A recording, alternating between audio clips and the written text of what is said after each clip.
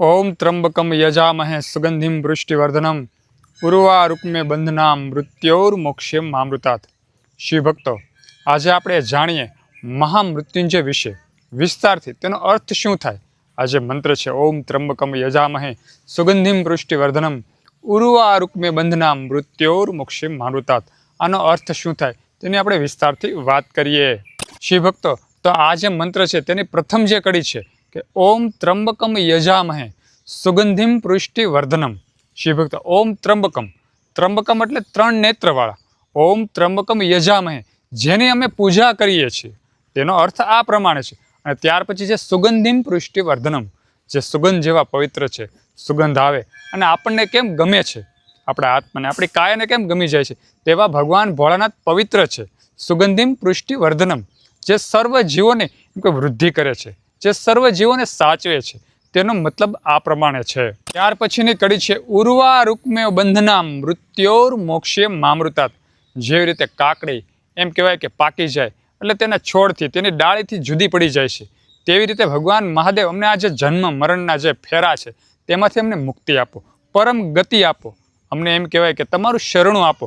આનો મતલબ આમ થાય છે કે ઉર્વારુક્મે બંધનામ મૃત્યોર્મોક્ષેમ મામૃતાत्। અને શ્રી ભક્તો, આનો ઉચ્ચારણ, આનો જાપ આપણે ક્યારે કરવો જોઈએ કે જ્યારે આપણને એવું લાગે કે આપણું આયુષ્ય ઓછું છે, આપણે આપણું આયુષ્ય લાંબુ કરવું હોય ત્યારે આપણે આ મંત્રનું ઉચ્ચારણ ભગવાન મહાદેવના લિંગ સમક્ષ કરવું જોઈએ।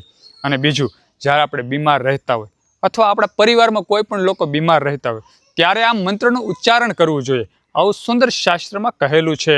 જ્યારે આપણે આ મહામૃત્યુંજય મંત્રના જાપ કરીએ છીએ ને ત્યારે આપણી ઉપર સંકટ આવતું નથી, પીડા આવતી નથી। જ્યારે પણ આપણે નિત્ય એમ કહેવાય કે મહામૃત્યુંજય મંત્ર નિત્ય આપણે જાપ કરતા હોઈએ ત્યારે ભગવાન મહાદેવ આપણું ધ્યાન રાખે છે, દરેક સંકટોથી આપણને દૂર રાખે છે, આપદા વિપદા આપણા જીવનમાંથી નાશ થઈ જાય છે।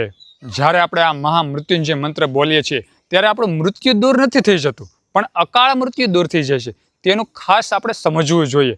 મૃત્યુ અને અકાળ મૃત્યુમાં શું ફેર છે?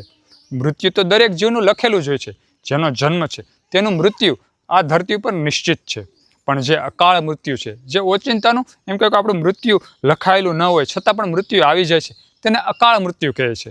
આપણે જીવનમાં નથી જોતા કે ઘણા લોકો હાલતા ચાલતા એમ કે ઓચિંતાના મૃત્યુ તરફ ધકેલાઈ જાય છે, ઓચિંતાનું મૃત્યુ આવી જાય છે, ખબર પણ નથી પડતી કઈ રીતે તેના જીવ છૂટી જાય છે। સારી એવી કાયામાં મૃત્યુ આવી જાય છે, નિરોગી જીવન હોય, નિરોગી કાયા હોય છતાં પણ ફટાફટ મૃત્યુ આવી જાય છે, આને અકાળ મૃત્યુ કહે છે। જેમ કે લખેલું હોય ને તે મૃત્યુ કહેવાય, ધીમે આપણા મૃત્યુ આવે છે તેને મૃત્યુ કહેવાય। એમ કહેવાય કે થોડાક બીમાર પડે, થોડાક માંદા પડે, પૂરી ઉંમર થઈ જાય તેને મૃત્યુ કહેવાય છે, પણ જે ઓચિંતાનું મૃત્યુ આવે ને તેને અકાળ મૃત્યુ કહે છે। આ જે અકાળ મૃત્યુ છે ને તેને ટાળવા માટે આપણે ભગવાન મહાદેવના આ જે મંત્ર છે, મહામૃત્યુંજય મંત્ર છે, તેનું આપણે ઉચ્ચારણ કરવું જોઈએ।